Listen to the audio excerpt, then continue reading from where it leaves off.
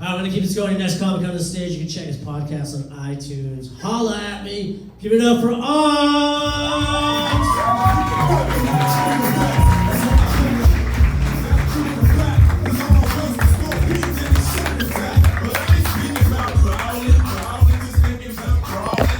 Hey, y'all, give it up for Jason, guys, in the American Music Comedy Tour.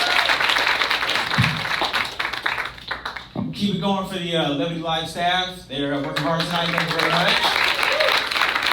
And most importantly, give it up for yourselves, guys. This is not fun without you. Thank you so much for coming out. Thank you so much.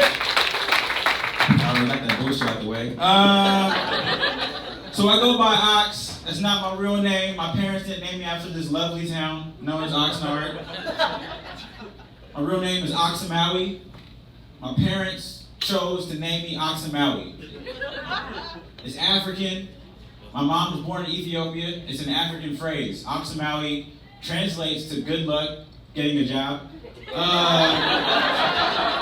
So terrible growing up with this name, Oxamawi. I wish my name was something like Tyrone or Jamal or something easy like Jamarcus.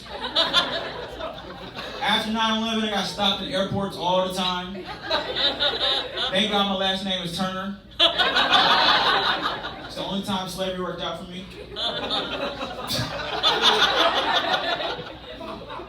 People in school were fucked up. Kids were so mean.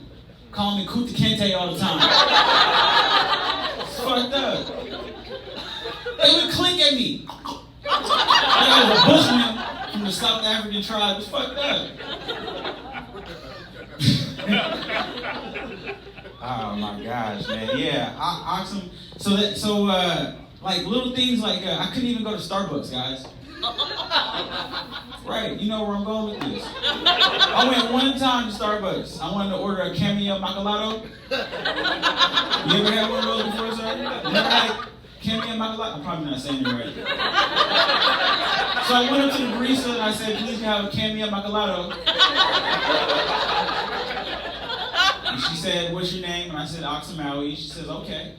So she puts the cup, puts my name on the cup, moves it down the assembly line, and the last lady puts the top on the cup, and she says, one Cameo Macchiato for an ass cum owie.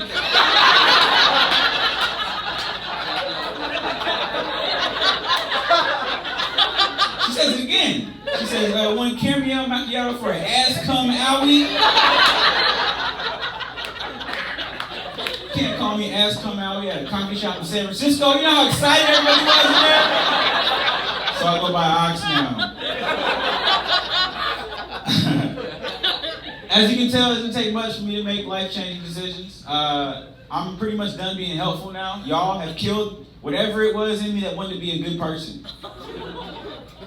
Just this week, I was on my way to work, and I left my house in the morning, and I noticed my neighbor left her keys on the outside of the door. Now, I've never really talked to my neighbor that much, but from what I know, it's an older white lady and she lives alone. So what would y'all do in this situation? You see your neighbor's keys on the outside of the door. What would you do, sir? Put them in my pocket. You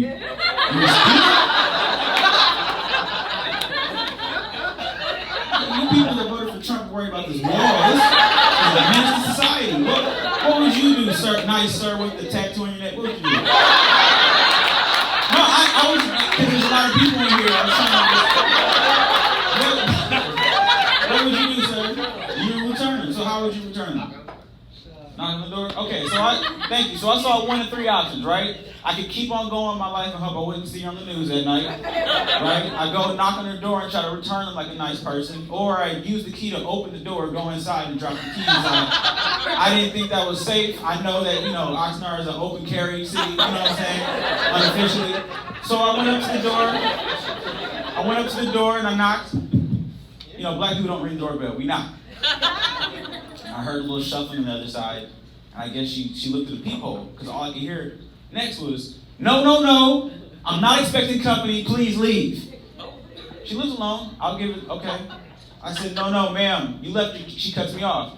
I am not going to buy any candy bars, please leave. I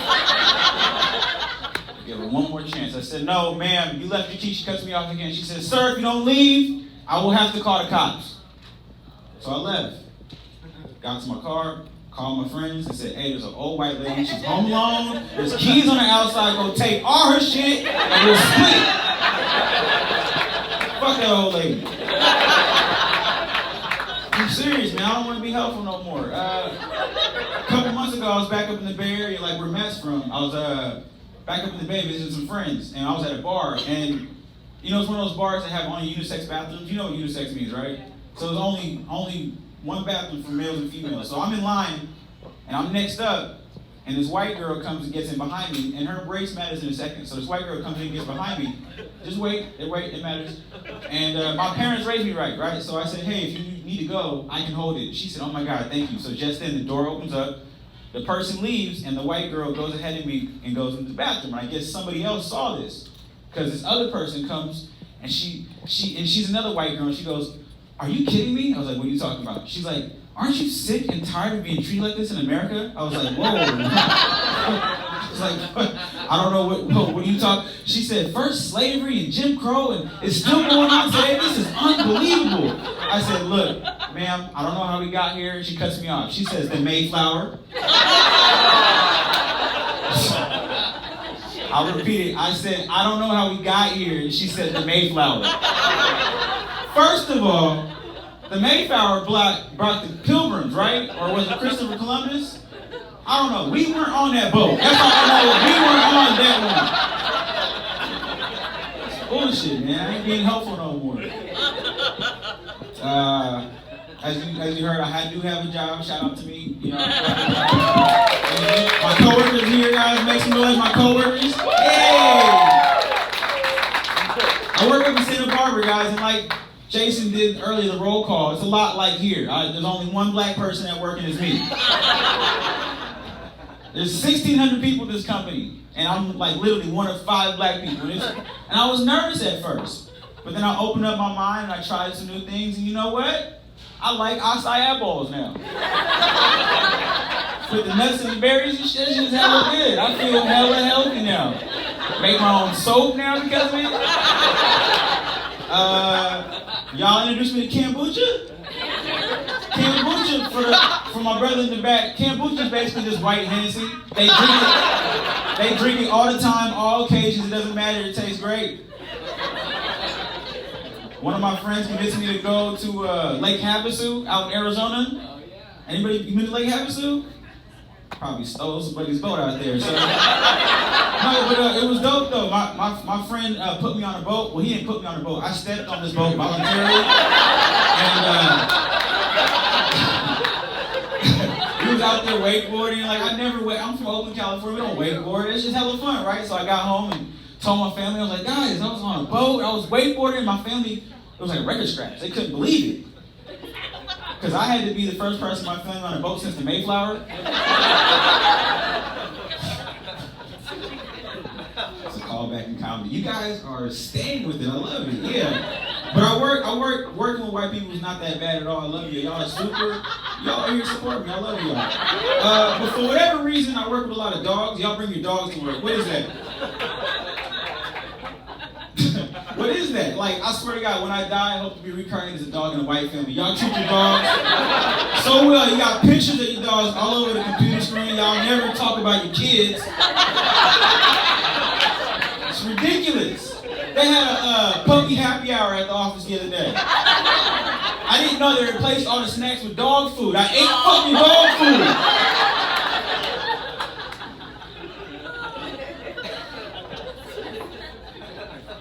Went to use the bathroom the other day at work, and they handled some business, and all of a sudden I felt some like hot breathing on my leg, and I looked down, it's a little Shih Tzu licking my leg while I'm trying to take a Shih Tzu. Like, what? Y'all can't bring your dogs to the bathroom. That's horrible. You know you've seen that, Sarah. No, it's not. It's not a fake white name. Her name is Sarah. This is the one I swear to God almost made me quit though. My boss sent an email to the team. He said, I'm sorry, I can't make it to work today. My dog is sick. What